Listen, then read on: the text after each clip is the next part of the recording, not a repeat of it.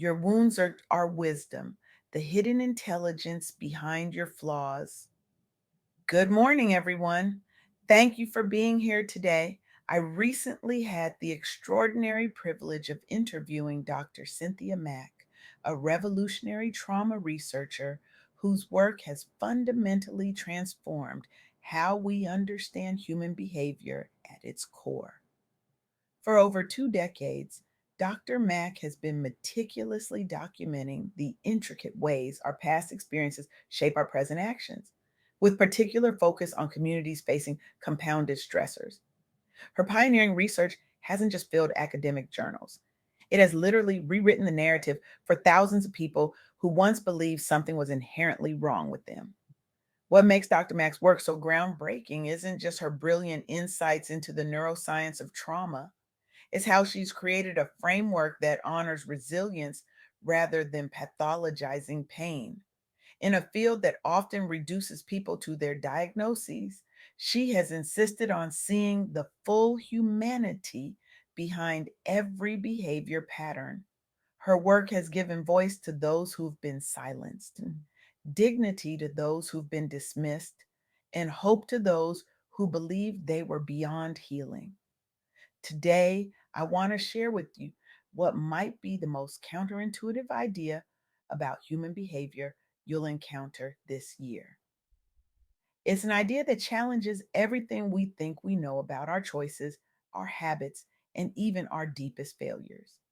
Here it is: what we often label as our worst traits, our most frustrating flaws, may actually be our most intelligent adaptations. Let that sink in for a moment. The behaviors we beat ourselves up for, shutting down during conflict, perfectionism that borders on self sabotage, difficulty trusting others, procrastination that derails our goals, these aren't simply character defects. They're sophisticated survival mechanisms. They're the ways our minds and bodies learn to navigate environments that once felt profoundly unsafe. This perspective completely inverts how we typically judge ourselves and others. It asks us to consider, what if your most persistent struggles aren't evidence of what's wrong with you, but rather evidence of how intelligently you've adapted to what was wrong around you? Think about that colleague who seems to overreact to minor criticism, or the friend who can never seem to maintain intimate relationships, or even that behavior in yourself that you've tried repeatedly to change but can't seem to shake. What if these aren't failures of character, but ingenious, if now outdated, solutions to past problems? This isn't just a comforting reframe, it's backed by neuroscience. When we experience trauma, whether that's a single catastrophic event or the slow drip of chronic stress, discrimination, or neglect, our brains and bodies adapt. They rewire. They develop specific responses designed to keep us safe in unsafe conditions. As Dr. Mack explained to me, trauma responses are fundamentally adaptive. What looks like emotional volatility might actually be a heightened alarm system that once protected you from danger. What presents as detachment might be the brain's way of creating distance from overwhelming pain. What appears as control seeking behavior might be an attempt to create order in a world that once felt chaotic and unpredictable. These adaptations aren't flaws, they're evidence of resilience. But here's where it gets complicated. The very adaptations that protected us in the past can limit us in the present. The brain patterns that helped us survive difficult environments can prevent us from thriving in healthier ones. Dr. Mack shared how trauma fundamentally alters our emotional regulation. It narrows what therapists call our window of tolerance, that comfortable zone where we can process emotions without becoming overwhelmed or shutting down. When this window narrows, we're more likely to either explode with emotion or go completely numb. Neither state allows for the kind of thoughtful decision making and connection we need to flourish. This has profound implications for every aspect of our lives, from our most intimate relationships to our professional achievements, from our physical health to our capacity for joy. Let me share some powerful examples of organizations putting this understanding into practice.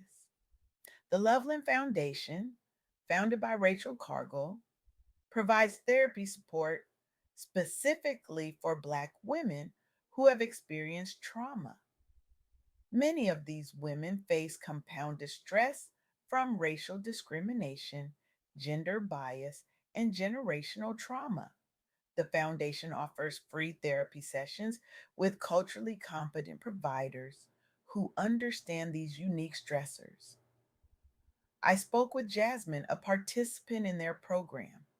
Before finding the Loveland Foundation, she'd spent years battling what she called unexplainable anxiety that interfered with her career advancement. I was labeled as too sensitive at work, she told me. But through therapy, I realized my heightened reactions weren't random. They were connected to experiences of being dismissed and devalued throughout my life. Understanding this wasn't just a personal defect, completely changed how I approach my healing. What makes the Loveland Foundation's approach so revolutionary is that they don't treat symptoms in isolation. They recognize that what might present as anxiety, depression, or difficulty in relationships often has roots in both personal and collective experiences of trauma. They understand that healing requires addressing not just individual psychology, but the environmental factors that shaped it. With over 10,000 hours of therapy delivered, participants report improved emotional regulation and profound shifts in self worth. By creating space for Black women to understand their behaviors as adaptive responses rather than personal failings, the foundation has helped destigmatize therapy within communities where seeking mental health support has historically been taboo. Another powerful example comes from the Brotherhood Sister Saul in Harlem. This organization empowers young people through mentorship programs that focus on healing from community based traumas. These youth face high rates of violence exposure, poverty related stressors, and systemic neglect, all of which impact behavior at school and work. Marcus, now 24, joined the program as a teenager. I was always getting in trouble for attitude problems, he explained. Teacher said I had anger issues. What they didn't understand was that my anger was protecting me. Where I grew up, showing weakness meant becoming a target. The Brotherhood helped me see that my responses made perfect sense given my environment. That understanding was the first step toward finding new ways to feel safe, rather than labeling these young people as troubled or at risk. The organization provides safe spaces for dialogue about trauma and offers leadership training rooted in cultural identity affirmation. They recognize that behaviors adults might label as defiant or disengaged often make perfect sense given what these young people have experienced. The outcomes are remarkable.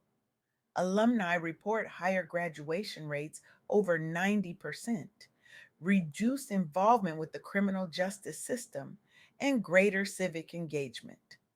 By helping young people understand the environmental drivers behind their actions and inactions, the organization has set a national model for holistic youth development. A third example comes from Dr. Joy Harden Bradford, creator of Therapy for Black Girls, a podcast and resource hub normalizing conversations around mental health, within the Black community. Dr. Bradford's work unpacks how societal and environmental factors affect well being, addressing everything from workplace microaggressions to healing childhood wounds. What makes her approach so effective is that she uses relatable language and stories to help listeners connect their current struggles to past experiences. She helps people see that their behaviors aren't random or inherently problematic. They're connected to lived experiences shaped by their unique backgrounds and environments. The impact has been enormous. Millions reached globally now have increased willingness to seek professional support when facing symptoms tied to traumatic experiences. Dr. Bradford has shifted public discourse, especially among young professionals and entrepreneurs, toward proactive approaches informed by an understanding that current actions or inactivity may be rooted deeply in past traumas and environmental influences. These examples illustrate a profound truth. When we understand the origins of our behavioral patterns, we open up possibilities for change. This isn't about making excuse for harmful behaviors. It's about creating context that allows for genuine transformation. As Dr. Mack emphasized in our interview, healing starts with awareness.